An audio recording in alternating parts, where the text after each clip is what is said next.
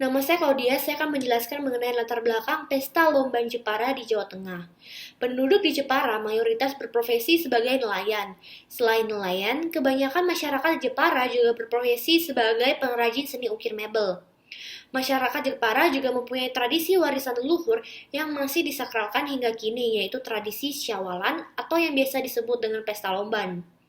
Masyarakat Jepara ini sendiri menganggap bahwa Pesta Lomban menjadi sebuah upacara ritual tahunan yang sakral dan memberikan kekuatan spiritual yang kuat bagi para nelayan untuk kembali melaut mencari nafkah dan merupakan ritual penolak bala di lautan, sehingga merasa nyaman dan aman dalam bekerja walaupun di tengah lautan. Pesta Lomban itu sendiri merupakan acara puncak dari Pekan Syawalan yang diselenggarakan pada tanggal 8 Syawal atau 1 minggu setelah Hari Raya Idul Fitri. Acara inilah yang dinanti oleh masyarakat kota Jepara. Lomban juga dapat diartikan sebagai lomba-lomba yang berarti masyarakat nelayan pada masa itu bersenang-senang melaksanakan lomba-lomba laut. Ada pula sebagian yang mengatakan bahwa kata lomban berasal dari kata lelumban atau bersenang-senang.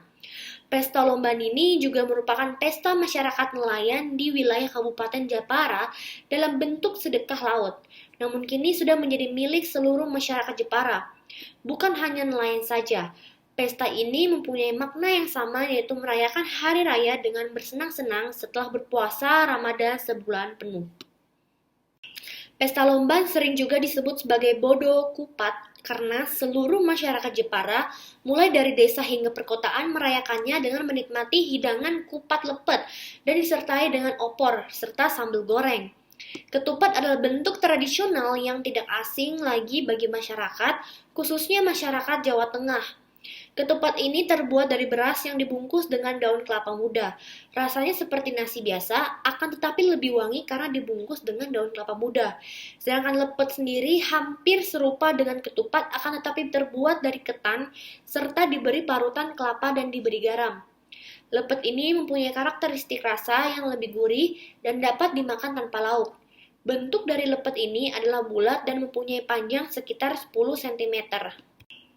Kupat dan lepet ini dipercaya sebagai tolak bala atau perlindungan, sehingga terkadang hewan-hewan peliharaan seperti kerbau dan sapi diberi kalungan kupat lepet agar terhindar dari bahaya dan segala macam penyakit. Bukan hanya binatang peliharaan, tetapi rumah, kendaraan, serta tempat kerja juga diberi kalungan kupat lepet agar terhindar dari mara bahaya dan selamat. Selain menyiapkan hidangan kupat dan lepet, masyarakat Jepara juga masih menyediakan aneka macam makanan kecil dan memakai baju baru untuk berpesta di acara Pesta Lomban di Pantai Kartini. Persiapan dan tata cara Pesta Lomban.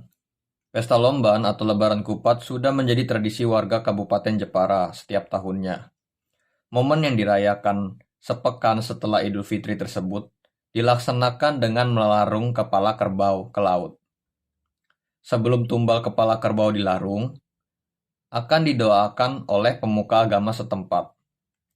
Lantas para nelayan akan mengangkat sesaji tersebut ke atas kapal dan diantar ke tengah laut menuju Teluk Jepara. Di tengah laut, sesaji itu akan dilempar dan diperebutkan oleh para nelayan. Sesuai dengan kepercayaan, mereka yang berhasil mendapatkan kepala kerbau tersebut akan mendapatkan kemudahan rezeki dari Tuhan. Kerbau yang kepalanya akan dilarung lebih dahulu diarak hingga akhirnya disembelih. Sehari sebelum acara pelarungan, kerbau diarak dengan iringan keprajuritan dan sejumlah warga yang membawa hasil bumi. Tradisi tersebut menjadi tontonan warga sekitar. Kerbau yang disembelih dagingnya akan dibagikan kepada masyarakat untuk dimasak. Maknanya adalah bersedekah. Untuk larungan kepala kerbau, dimaksudkan sebagai rasa syukur nelayan atas hasil tangkapan ikan dan untuk menjadi makanan habitat laut. Halo, kami dari kelompok 2 akan mempresentasikan tentang asal-usul ketupat. Mulai dari mana asal-usul ketupat sebenarnya, siapa yang memperkenalkan ketupat, dan seperti tradisi-tradisi lainnya yang ada di Indonesia, pasti memiliki sejarah dan memiliki filosofi-filosofi pada tradisi tersebut. Dalam sejarah, Sunan Kalijaga adalah orang yang pertama kali menemukan dan mempopulerkan ketupat pada masyarakat-masyarakat Jawa. Setelah itu, beliau juga membudayakan dua bagda, yaitu bagda kupat dan bagda lebaran. Bagda kupat ini biasanya dilaksanakan setelah bagda lebaran. Pada saat bagda kupat berlangsung, sering terlihat orang-orang menganyam ketupat dengan daun kelapa muda. Biasanya ketupat ini dihubungkan dengan kemenangan umat muslim setelah bulan lamanya berpuasa dan akhirnya menginjak hari yang fitri. Ketupat ini memiliki beberapa arti, yaitu melambangkan kesempurnaan yang terlihat dari bentuk ketupat. Yang kedua, melambangkan kesucian dan kebersihan hati. Yang ketiga, melambangkan kesalahan manusia dilihat dari rumitnya anyaman pada ketupat tersebut. Lalu saya akan menjelaskan tentang jenis-jenis ketupat Indonesia. Ketupat atau kupat adalah hidangan khas Asia Tenggara yang dibuat dari beras. Beras ini dimasukkan ke dalam anyaman, daun kelapa, dan dikukus sehingga matang. Ketupat paling banyak ditemui sekitar waktu Lebaran ketika umat Islam merayakan berakhirnya bulan puasa. Ketupat juga sering dihidangkan dengan sate. Bila dihidangkan dengan tahu dan gulai, menjadi kupat batu. Terus jika dihidangkan ditemani sayur, labu, dan buncis, menjadi top markotop. Selain di Indonesia, ketupat juga dijumpai di Malaysia, Singapura, dan sebagainya. Di antara beberapa kalangan, ketupat sering digantung di atas pintu masuk rumah sebagai semacam jimat. Di Bali juga sering disebut dipersembahkan sesajian upacara. Sekian presentasi saya. Terima kasih. Halo, nama saya Kristi. Saya akan menjelaskan mengenai makanan lepet yang merupakan makanan khas dari Pesta Lomba Jepara. Yang pertama adalah saya akan menjelaskan bahan-bahan yang dibutuhkan untuk membuat lepet, yaitu 500 gram beras ketan putih yang telah direndam selama 1 jam dan setelah itu ditiriskan, 100 gram kacang tolo yang telah direndam selama 1 jam, setengah buah kelapa yang telah dikupas dan diparut, 1 sendok teh garam, daun kelapa muda secukupnya, dan tali untuk mengikat lepet tersebut.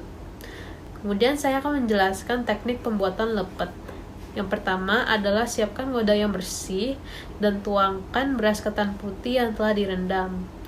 Kemudian tambahkan dengan kacang tolo, garam, dan kelapa kupas. Kemudian aduk-aduk semua bahan itu sehingga semuanya tercampur.